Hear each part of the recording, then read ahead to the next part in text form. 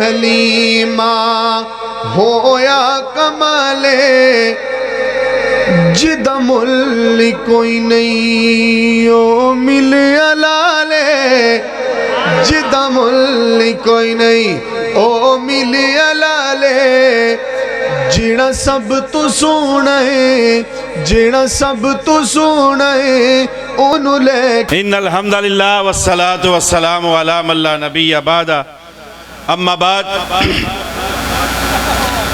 وَإِلَٰهُكُمْ إِلَٰهٌ وَاحِدٌ لَا إِلَٰهَ إِلَّا هُوَ الرَّحْمَٰنُ الرَّحِيمُ صدق اللہ مولانا العظیم وصدق رسولہ النبی الکریم ونحن علی ذلک لمن الشاہدین والشاکرین والحمدللہ رب العالمین۔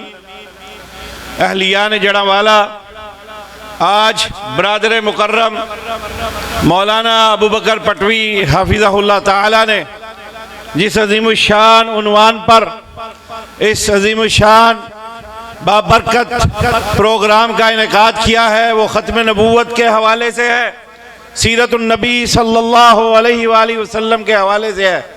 اس کا ایک پہلو کہ ختم نبوت اور سیرت النبی صلی اللہ علیہ وسلم کا ایک بہترین آفاقی پیغام جو میرے اور آپ کے عقیدے کی بنیاد ہے، اس پر انتہائی اختصار کو ملحوظ رکھتے ہوئے آپ سے رخصت اور اجازت چاہوں گا۔ آپ کے اور ہمارے محبوب خطیب حضرت قاری محمد اسماعیل عتیق صاحب آپ کے سامنے جلوہ افروز ہیں، آپ سے مخاطب ہونے والے۔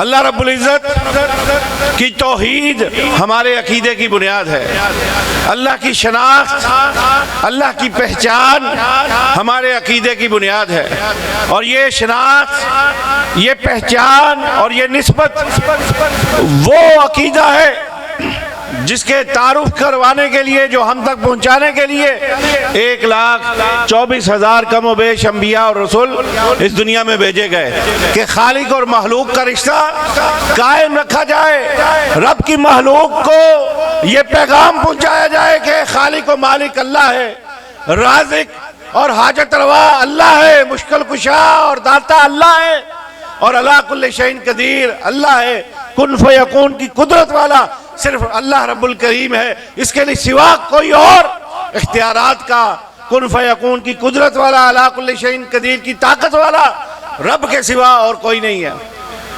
اور جب ہم ختم نبوت کی بات کرتے ہیں تو اس سے قبل آغاز نبوت، ابتدائے نبوت کی بات ہونی چاہیے کہ ابتدائے نبوت سے لے کر ختم نبوت تک ہر نبی اور ہر رسول اپنی نبوت کا جو عالمگیر اور آفاقی پیغام لے کے آیا وہ یہی تھا، اور وہ کیا تھا؟ لا الہ الا اللہ۔ اللہ تعالیٰ نے چند نبیوں اور رسولوں کا تذکرہ کیا ہے قرآن پاک میں۔ کہیں اللہ تعالیٰ فرماتے ہیں وَإِلَىٰ ثَمُودَ أَخَاهُمْ صَالِحًا فَقَالَ يَا قَوْمِ اعْبُدُوا اللَّهَ مَا لَكُم مِّنْ إِلَٰهٍ غَيْرُهُ وَإِلَىٰ عَادٍ أَخَاهُمْ هُودًا قَالَ يَا قَوْمِ اعْبُدُوا اللَّهَ مَا لَكُم مِّنْ إِلَٰهٍ غَيْرُهُ۔ کہیں اللہ تعالیٰ فرماتے ہیں وَإِلَىٰ مَدْيَنَ أَخَاهُمْ شُعَيْبًا قَالَ يَا قَوْمِ اعْبُدُوا اللَّهَ مَا لَكُم مِّنْ إِلَٰهٍ غَيْرُهُ۔ ان تینوں نبیوں کا تذکرہ کرتے ہوئے اللہ تعالیٰ نے بعد میں فرمایا یہ انہوں نے اپنی قوم کو جا کے دعوت کیا دی؟ ایک ہی دعوت دی، اور وہ یہ دعوت کیا تھی؟ سب کو چھوڑ دو، سب سے رشتے توڑ دو، سب سے ناطے توڑ دو، یہ ہاتھ پھیلانے دوسروں کے سامنے چھوڑ دو، یہ جبین نیاز دوسروں کے سامنے جھکانا چھوڑ دو، اور ایک ہی دعوت اور پیغام دی، اعبد اللہ، اللہ کی عبادت کرو۔ یہ ہاتھ اس کے سامنے پھیلنے چاہیے، یہ جبین نیاز اس کے سامنے جھکنی چاہیے۔ تیری میری تقدیر کا مالک رب ہے، تیری میری رزق کا مالک رب ہے، تجھے مجھے اولاد دینے پر قادر رب کی ذات ہے، تیرے دکھوں مصیبتوں بیماریوں کو دور کرنے والی فقط رب کی ذات ہے، خوشحالی عطا کرنے والی، مال عطا کرنے والی، دکھوں کو سکھوں میں بدلنے والی ذات ہے تو صرف رب کی ذات ہے۔ اور صرف یہ تین نہیں، اللہ تعالیٰ نے دیگر انبیاء اور رسول کا بھی تذکرہ کیا ہے۔ کہیں اللہ تعالیٰ فرماتے ہیں قد كانت لكم في ابراہیم اسوة حسنة والذین معه اذ قالوا لقومهم ان براء منكم ومما تعبدون من دون اللہ۔ اللہ تعالیٰ نے جناب سیدنا ابراہیم کی سیرت کو میرے اور آپ کے لیے اسوہ حسنہ قرار دیا، اور ساتھ اس کے ساتھ جو لاکھ کا جوڑا وہ کیا تھا کہ انہوں نے اور ان کے اصحاب نے اپنی قوم میں یہ واضح اعلان کر دیا تھا کہ رب کو چھوڑ کے، الہ کو چھوڑ کے, ایک وحدہ لا شریک کو چھوڑ کے تم نے یہ جو اپنا خود ساختہ عقیدہ بنا رکھا ہے بتوں کو پوجنے کا, رب کو چھوڑ کے دوسروں سے استعانت کرنے کا, مانگنے کا, چڑھاوے چڑھانے کا, کہا انا براء منکم ومما تعبدون من دون اللہ. رب کو چھوڑ کے جہاں جہاں تم جھکتے ہو, جن سے مانگتے ہو, جن کی عبادت کرتے ہو, میں ابراہیم اور میری جماعت اس عقیدے سے برات کا اعلان کرتی ہے. اور اسی طرح اللہ تعالیٰ کا قرآن سیدنا یوسف کے بارے میں کہتا ہے یا صاحب السجن ارباب متفرقون خیر ام اللہ الواحد القہار. حضرت یوسف علیہ السلام جیل میں بند ہیں, پابند سلاسل ہیں, لیکن وہاں بھی توحید کی دعوت کو نہیں چھوڑا.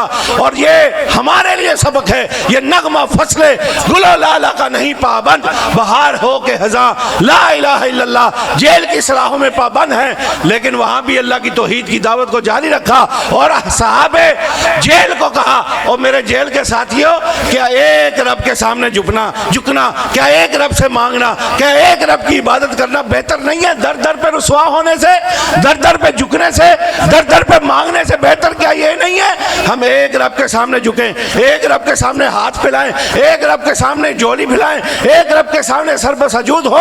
ارباب متفرقون خیر ام اللہ الواحد القہار ما تعبدون من دونہ الا اسماء سمیتموها انتم وآباؤکم ما انزل اللہ بہا من سلطان. اور دوسری بڑی بہترین بات کہی, کہا رب کو چھوڑ کے تم نے اور تمہارے آباء و اجداد نے جو رب کو چھوڑ کے دوسروں کو اپنا حاجت روا مشکل کشا بنا رکھا ہے, اپنا خدا بنا رکھا ہے, اپنا رب بنا رکھا ہے, اعلان کر دیا یہ رب, یہ آسمانی دین نہیں ہو سکتا جو رب کو چھڑوا کے زمین کے لوگوں کے زمین والے خداؤں کے سامنے جھکنے پر جو دین بلائے. کہا یہ اللہ کی طرف سے, آسمان کی طرف سے منظم من اللہ دین نہیں ہو سکتا, یہ جھوٹا دین ہے جو رب سے رشتہ توڑوا کے زمینی خداؤں کی طرف لے کے جاتا ہے. اور اسی طرح رب کا قرآن حضرت سیدنا یعقوب کا تذکرہ کرتا ہے, ام کنتم شہداء اذ حضر یعقوب الموت ما تعبدون من بعدی قالوا نعبد الہک و الہ آبائک ابراہیم و اسماعیل و اسحاق الہا واحدا. حضرت یعقوب پر وقت اجل آیا, اپنی اولاد کو اکٹھا کیا اور کہا ساری عمر تمہیں ایک رب کی دعوت دی ہے, اسی کے سامنے جھکنا ہے, وہی تمہارا حاجت روا اور مشکل کشا ہے. یہ جبین نیاز اسی کے سامنے جھکے, یہ ہاتھ اسی کے سامنے پھیلیں, جو نظر و نیاز دینی ہے اسی کے نام کی دینی ہے. التحیات للہ والصلوات والطیبات, ہر طرح کی قولی فعلی بدنی عبادت اللہ کے لیے ہے, کسی اور کے لیے نہیں ہے. کہا ساری عمر یہی بتاتا رہا, اب میں جا رہا ہوں دنیا سے, جاتے جاتے تم سے ہاتھ لینا چاہتا ہوں, پوچھنا چاہتا ہوں, اطمینان قلب چاہتا ہوں. میں تو جا رہا ہوں, میرے بعد پھرو گے تو نہیں, میں تو اس دنیا سے جا رہا ہوں, کہیں رب کی توحید سے پھر تو نہیں جاؤ گے, کیا رب کے سامنے جھکنے سے پھر تو نہیں جاؤ گے, کیا دوسروں کو تو نہیں پکڑ لو گے, کیا رب سے رشتہ رب کے رشتے سے بے وفائی تو نہیں کرو گے. لیکن سب نے بآواز بلند کہا نعبد الہک و الہ آبائک. ابا جان جس وحدہ لا شریک کا تعارف آپ نے کروایا, جس وحدہ لا شریک کا تعارف آپ کے آباء و اجداد نے کروایا, ابراہیم اسماعیل نے کروایا, اسحاق نے کروایا, ہم اس رب سے بے وفائی نہیں کریں گے. یہ جبین نیاز جھکے گی تو اسی کے سامنے, یہ ہاتھ پھیلیں گے تو اسی کے سامنے, یہ مرادیں مانگیں گے تو اسی سے, یہ حاجتیں طلب کریں گے تو اسی سے, یہ مشکل کشائی طلب کریں کے لیے دعا کریں گے تو اسی سے کریں گے. یہ میرے بھائیوں, آئیے اس مختصر سی گفتگو کے بعد میں اپنے اور آپ کے عقیدے کے لیے, اصلاح کے لیے آپ سے کے سامنے دو باتیں رکھ کے اور رخصت اور اجازت جاؤں گا. آئیے, یہ قرآن کا جو پیغام توحید کا ہے, جو انبیاء کا پیغام توحید کا ہے, اس کی روشنی میں میں سب سے پہلے اپنے آپ کو اور پھر آپ سے سوال کرنا چاہوں گا, کیا مقصد نبوت جو ابتدائی نبوت سے ختم نبوت تک یہی ہے, ایک وحدہ لا شریک کے ہو جاؤ. اور ہمارے نبی جناب محمد صلی اللہ علیہ وسلم, آواز آئے, گونج کے آئے, جناب محمد صلی اللہ علیہ وسلم, آپ نے بھی کوہ صفا کے دامن میں کھڑے ہو کے کہا ایھا الناس قولوا لا الہ الا اللہ تفلحوا تملکوا العرب والعجم. اے لوگو, ایک الہ حاجت روا مشکل کشا, ایک وحدہ لا شریک کو مان لو, اور اگر مان لو گے تفلحوا, تم فلاح پا جاؤ گے, کامیابی پا جاؤ گے. یہ بھوک افلاس, اس سے جان چھڑا لو گے, تملک العرب والعجم، اور آج جو شرق و غرب سے تم پر غیر ملکی طاقتیں حملہ آور ہیں، ایک وہ وقت آئے گا تم شرق و غرب پر، شمال و جنوب پر حکمران بن جاؤ گے، روم و فارس پر تمہارا تسلط قائم ہو جائے گا۔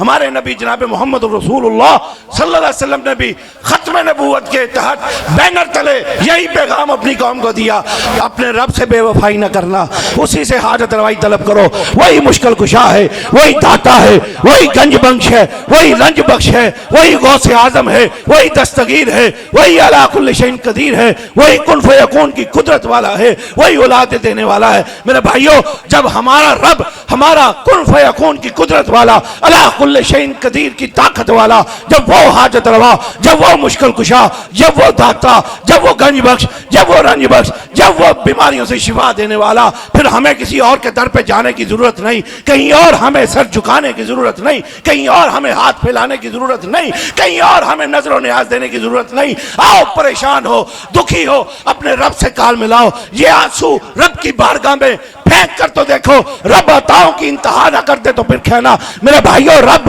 کا قرآن تجھے اور مجھے پیغام دے رہا ہے، اَمَّن يُجِيبُ الْمُضْطَرَّ إِذَا دَعَاهُ وَيَكْشِفُ السُّوءَ وَيَجْعَلُكُمْ خُلَفَاءَ الْأَرْضِ۔ اور لوگوں، کون ہے میرے سوا؟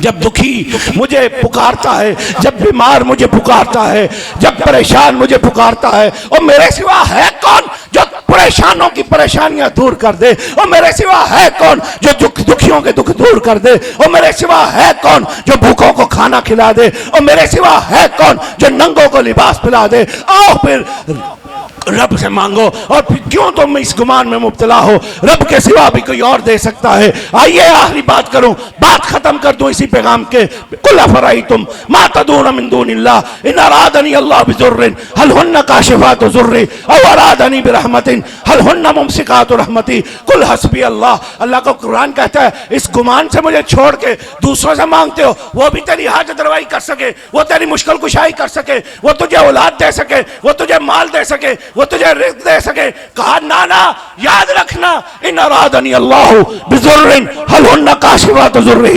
اگر تیرے مقدر میں تیرے رب نے دکھ لکھ دیے، تکلیفیں لکھ دی، ازمائشیں لکھ دی، مال سے محرومی لکھ دی، اولاد سے محرومی لکھ دی، تیری دنیا سے تیری محرومی لکھ دی، ان ارادنی اللہ بضر هل هن کاشفات ضرہ۔ پھر کس میں جرت ہے، پھر کس میں ہمت ہے، پھر کس میں طاقت ہے تیرے اس رب کے لکھے ہوئے فیصلے کو، تیری لکھی ہوئی تقدیر کو رب کے سوا کس میں طاقت ہے بدل سکے؟ اور کہا او ارادنی برحمہ هل هن ممسکات رحمتی۔ اور پھر اگر تیرے رب نے تیرے مقدر میں اولاد لکھی، مال لکھا، رزق لکھا، رحمتیں لکھی، فراوانیاں لکھی، برکتیں لکھ دی، کہا او ارادنی برحمہ هل هن ممسکات رحمتی۔ اگر تیرا رب تجھ پہ مہربان ہے، اساشے، فراوانیاں، اولاد، رزق، مال، سب کچھ تجھے عطا کرنے کا فیصلہ تیرا رب دین سمیت تجھے کر چکا ہے، هل هن ممسکات رحمتی۔ پھر کس میں جرت اور طاقت ہے رب کے لکھے میں میک مار سکے، رب کے لکھے کو روک سکے؟ ما یفتح اللہ للناس من رحمہ۔ اللہ فرماتے ہیں جب رحمتیں کسی پر میں لکھ چھوڑوں، بھیجنا چاہوں، کسی میں جرت اور طاقت نہیں ہے اس کو روک سکے۔ میرے بھائیو، آؤ، پھر ڈرنا کیوں ہے؟